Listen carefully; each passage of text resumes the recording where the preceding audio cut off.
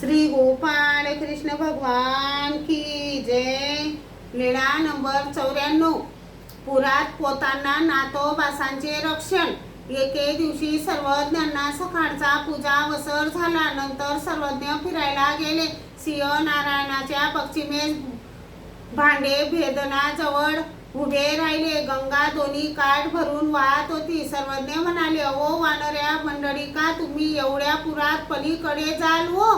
ते म्हणाले, जी सर्वज्ञ म्हणतील तर जाऊ। सर्वज्ञ म्हणाले, तर जा पाहू। दोघांनी उपरणे ठेवली। दोघांनी दंडवत घातले, श्रीचरणा लागले। मग दोघांनी पुरात उड्या टाकल्या। पलीकडच्या काठाला पोचत नाहीत तोच सर्वज्ञांनी बोलवले। सर्वज्ञ म्हणाले, मंडळीका, वानऱ्या परत या हो।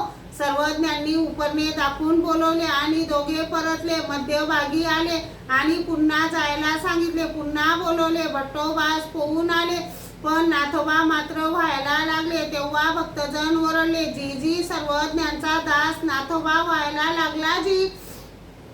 आणि सर्वज्ञ काठाने गेले। सर्वज्ञ म्हणाले,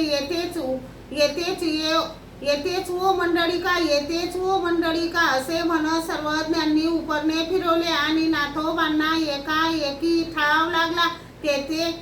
तेथे गुडघ्या इतकेच पाणी होते। सर्वज्ञ म्हणाले, वानऱ्या, जा हो मंडळीकाला कासेला लावून घेऊन या।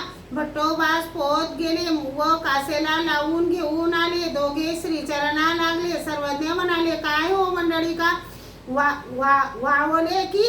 नाथोबाने सांगितले, जी असे सर्वज्ञांनी त्यांचे सांत्वन केले।